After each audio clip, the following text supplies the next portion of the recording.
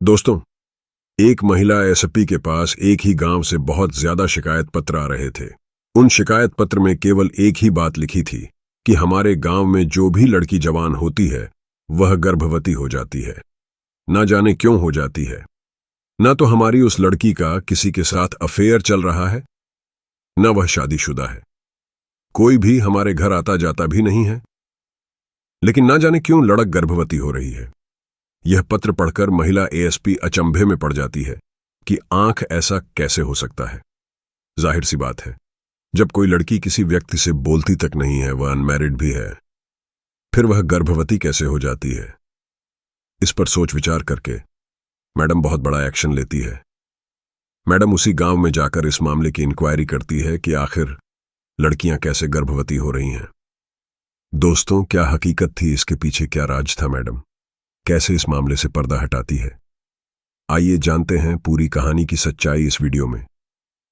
लेकिन वीडियो में आगे बढ़ने से पहले आप सभी से निवेदन है कि आप वीडियो को एक लाइक कर दीजिए और हमारे चैनल को सब्सक्राइब करें।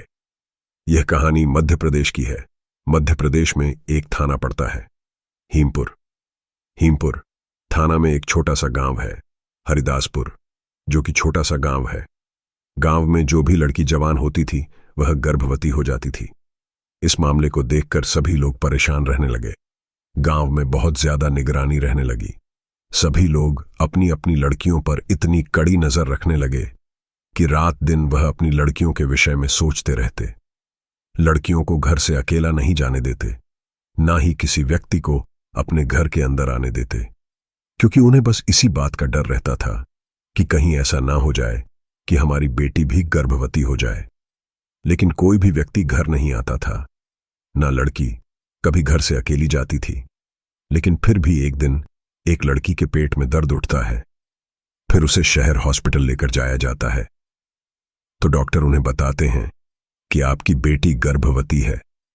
यह बात सुनकर वह व्यक्ति बहुत ज्यादा परेशान हो जाता है, रोने लगता है। लड़की के पिता का नाम श्याम सिंह था। वह इस बात में खो जाता है कि आखिर अब मैं समाज को क्या मुंह दिखाऊंगा, लोगों से क्या कहूंगा, जबकि मेरी लड़की गलत भी नहीं है, मेरे घर कोई आता जाता भी नहीं है, मैं हर समय अपनी लड़की के साथ रहता हूं। फिर ऐसा कैसे हो गया। लड़की की मां अपनी बेटी से पूछती है कि बेटी, क्या तुम किसी व्यक्ति से बात करती हो या तुम्हारा कोई प्रेमी है। वह लड़की रोने लगती है, कहती है कि मां, मेरे साथ ऐसा कुछ भी नहीं है। तुम्हें तो पता है ना कि गांव में बहुत सारी लड़कियां जो जवान हो रही हैं वह गर्भवती हो जाती हैं। तो फिर वह सभी यही कहती है कि उनका किसी के साथ कोई रिश्ता नहीं है। मां, ऐसा कुछ नहीं है, न मेरा किसी से अफेयर चल रहा है, लेकिन मेरी समझ में भी नहीं आ रहा है कि आखिर मैं गर्भवती हुई तो हुई कैसे। इस मामले को देखकर गांव में बहुत ज्यादा सन्नाटा छा जाता है। सभी लोगों के दिमाग में बस एक ही सवाल था कि आखिर इस समस्या का समाधान कैसे ढूंढा जाए। सभी लोग हैरान हैं, परेशान हैं। शाम को 8 बजने से पहले ही सभी अपने घरों के दरवाजे बंद कर लेते, अपनी लड़की का कड़ा पहरा देने लगते।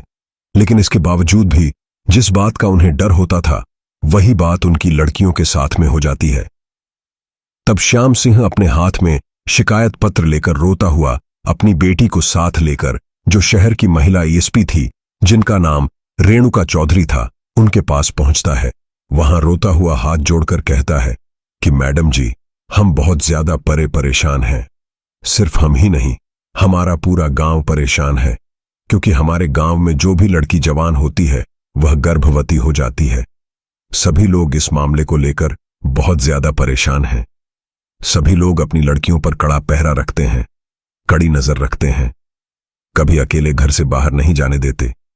जब लड़कियां सोती हैं तो हम इधर उधर चरपा डालकर सोते हैं, लेकिन फिर भी न जाने हमारी लड़कियां क्यों गर्भवती हो जाती है। यह बात सुनकर महिला एएसपी बहुत ज्यादा हैरत में पड़ जाती है। एक बार को तो उन्हें हंसी भी आ जाती है, लेकिन फिर एक बार उन्हें गुस्सा भी आता है। वह कहने लगती है कि क्या तुम पागल हो गए हो, भला कोई भी लड़की बिना किसी रिलेशन के गर्भवती कैसे हो सकती है। तुम बेवकूफी वाली बातें कर रहे हो, जरूर तुम्हारी लड़की का किसी के साथ अफेयर चल रहा होगा।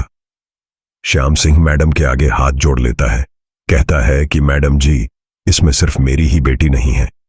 इस मामले में गांव की ना जाने कितनी लड़कियां ऐसी हैं जो जवानी में कदम रखती हैं तो खुद ही गर्भवती हो जाती है। यह बात बिल्कुल सत्य है। मेरी अकेली बेटी नहीं है गांव में। क्यों स्वीकार? ऐसे केस हो गए हैं जो बिना शादी के लड़कियां गर्भवती हैं। यह बात जब महिला एसपी सुनती है तो वह भी बहुत ज्यादा परेशान हो जाती है। सोचने पर मजबूर हो जाती है कि आखिर ऐसा कैसे हो सकता है। तो वह नजदीकी थाने में फोन करती है। थाने के एसएचओ से कहती है कि तुम हरिदासपुर में जाकर इस मामले की इंक्वायरी करो, वहां से जानकारी जुटाओ कि आखिर जो लड़कियां गर्भवती हो रही हैं उनका कोई प्रेमी तो नहीं है, किसी से उनका रिलेशन तो नहीं है। तो एसएचओ साहब पुलिस बल के साथ गांव में जाते हैं, इंक्वायरी करते हैं, तो सभी लोग इकट्ठा हो जाते हैं।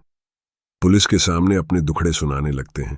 कहते हैं कि साहब, अगर एक बेटी की बात हो तो हम मान भी लेते कि हां, हमारी बेटी ही गलत हो सकती है, लेकिन हमारी जो भी लड़की जवान होती है तो उसके पेट में दर्द होता है।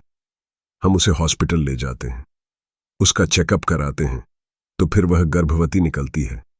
अगर एक ही बात होती तो मान लेते, लेकिन सभी लड़कियों का अफेयर कैसे हो सकता है? फिर हम इतनी निगरानी भी रखते हैं, दिन रात नजर रखते हैं, कभी घर से बाहर अकेले नहीं जाने देते। जब रात को सोते हैं तो उन्हें चारों ओर से घेर कर सोते हैं, कोई हमारे घर आता जाता भी नहीं है। इसी चक्कर में हमारे गांव में ऐसा एक माहौल बन गया है कि हम ना तो किसी के घर जाते हैं और ना किसी को अपने घर बुलाते हैं। सिर्फ इसी वजह से यही डर रहता है।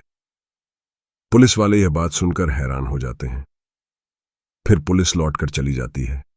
फिर एएसपी रेणुका चौधरी से पुलिस वाले कहते हैं कि मैडम जी, हम भी इस मामले को देखकर हैरान हैं। गांव के सभी लोग इकट्ठा होकर हमारे पास आए थे। उन्होंने कहा था कि हम अपनी लड़कियों पर बहुत ज्यादा पाबंदी रखते हैं। हमारी लड़कियों का किसी के साथ अफेयर भी नहीं है। उस गांव में सिर्फ 1 या 2 नहीं बल्कि 15 लड़कियां ऐसी हैं जो जवानी में कदम रखती हैं तो गर्भवती हो जाती है। यह बात सुनकर मैडम का भी दिमाग काम करना बंद कर देता है कि आखिर ऐसा कैसे हो सकता है। तब मैडम विचार करती है कि जरूर कुछ तो बात होगी, या तो लड़कियों का इस बात को छुपा रही हैं, या फिर जरूर इनका किसी के साथ अफेयर होगा। हो सकता है मामला कुछ और ही हो। फिर मैडम कहती हैं कि ठीक है, अगर तुम्हारे बस की बात नहीं है तो मैं स्वयं इस बारे में जानकारी जुटा लूंगी कि आखिर इस गांव की लड़कियों के साथ ऐसा क्या हो रहा है। फिर एएसपी रेणुका चौधरी अपना वेशभूषा बदलती है, कंधे पर एक झोला टांग लेती है, ऐसे कपड़े पहनती हैं जैसे कि कोई मांगने वाली हो। फिर उसी गांव के अंदर पहुंच जाती है। पूरे दिन इधर उधर घूमती रहती है। जैसे ही शाम होती है तो उसी व्यक्ति के द्वार पर पहुंच जाती है जो व्यक्ति उनके पास शिकायत पत्र लेकर आया था। श्याम सिंह के घर पहुंचती है। फिर वह भिन्न यानी कि एसपी रेणुका चौधरी कहती है कि भैया, हमें रात हो गई है, ज्यादा टाइम हो गया है, हम अपने घर नहीं पहुंच पाएंगे, इसीलिए आज रात आप अपने घर में हमें ठहरने के लिए थोड़ी जगह दे दीजिए। तब श्याम सिंह कहता है कि चलो कोई बात नहीं, तुम तो महिला हो, अगर कोई पुरुष होता तो मैं हरगिज अपने घर में नहीं रुकने देता। तब वह कहती है कि कोई बात नहीं, हम तो आपकी बेटी के समान हैं, तो फिर हमसे आपको क्या डर है श्याम सिंह। उस भिकाण के लिए अपने घर में एक जगह पर चारपाई डाल देता है, कहता है कि आप इस पर सो जाइए, आपको जो भी खाना है मैं आपको यहीं लाकर दे दूंगा। अब श्याम सिंह उस महिला के लिए खाना लेकर आता है। वह खाना खाती है। खाने के बाद वह गेट के पास ही उस चारपाई पर लेट जाती है। श्याम सिंह अपनी लड़कियों को लेकर घर के अंदर जाकर लेट जाता है। सभी लोग जब सो जाते हैं, रात के 12 बज जाते हैं, तो मैडम चुपचाप उस घर से निकलकर गली में घूमने लगती है। यह देखने लगती है कि रात में तो कोई व्यक्ति इन लोगों के घर में नहीं घुसता है। वह गलियों में घूम रही थी। तभी गांव से थोड़ी दूरी पर एक बहुत बड़ा घर था जो खंडरई आता जाता नहीं था। तभी वह देखती है कि उसी खंडरई निकल कर आ रहे थे। उनके हाथ पैर सीधे नहीं गिर रहे थे। वह झूमते हुए उन गलियों में आने लगे। तभी मैडम उनको देखकर एक साइड में हो जाती है, एक दीवार की आड़ ले लेती है। तो वह क्या देखती है कि कुछ देर के बाद एक व्यक्ति दीवार बांधकर घर के अंदर चला जाता है। फिर वह मेन गेट खोल देता है तो वह दूसरा व्यक्ति भी घर के अंदर प्रवेश कर लेता है। फिर वहां से लगभग आधे घंटे के बाद वह घर से जैसे ही निकल कर आते हैं तो मैडम अपनी रिवॉल्वर उन व्यक्ति के ऊपर तान देती है। कहती है कि अगर तुमने एक कदम बढ़ाया तो मैं तुम्हें यहीं गोली मार दूंगी, इसलिए चुपचाप यहीं खड़े रहो। ये बताओ कि तुम लोग इस घर में किस लिए गए थे। ये बात सुनकर वह व्यक्ति डर जाते हैं, लेकिन जब उसकी हालत को देखते हैं कि यह तो कोई भीकांड है, तब वह सोचते हैं कि इस भीकांड के पास रिवॉल्वर कहां से आई। तब वह उससे कहते हैं कि तुम हट जाओ, नहीं तो हम भी तुम्हें गोली मार देंगे। उसके पास कोई औजार नहीं थे, लेकिन फिर भी वह मैडम को धमका रहे थे। लेकिन मैडम उन्हें डराने के लिए एक फायर हवा में करती है। तभी वह दोनों उस फायर की आवाज सुनकर डर जाते हैं, फिर वहीं रुक जाते हैं। जब गोली की आवाज गांव के लोग सुनते हैं तो सभी उठ जाते हैं। सभी लोग वहां पर एकत्रित हो जाते हैं, जिस जगह पर मैडम उन शराबियों के ऊपर रिवॉल्वर ताने खड़ी थी। जब उधर से श्याम सिंह निकल कर आता है और देखता है कि यह भी कांड तो मेरे घर में रुकी हुई थी, इसे मैंने खाना खिलाया, लेटने के लिए चारपाई दी थी, लेकिन इसके हाथ में रिवॉल्वर कहां से आई। तो वह गांव वालों से कहती है कि इन लोगों को पकड़ो। गांव वाले सभी एकजुट होकर दोनों लोगों को पकड़ लेते हैं। फिर मैडम थाने के लिए फोन करती है। वहां कई थानों की पुलिस आ जाती है। उन शराबियों को गिरफ्तार कर लिया जाता है। फिर मैडम कहती हैं कि मैं कोई भिखारी नहीं हूं, ना ही कोई भीख मांगने वाली थी। यह श्याम सिंह मेरे पास शिकायत लेकर आए थे। सभी गांव वालों की शिकायतें मेरे पास जाती रहती थीं, तो इसीलिए मैं भेज बदल कर आई थी, तुम्हारे गांव में यह देखने के लिए कि आखिर तुम लोगों को पता नहीं चलता कि तुम्हारी लड़की के साथ में गलत काम कौन करता है। बस इसी इंक्वायरी के लिए मैं भिन्न बनकर आई थी।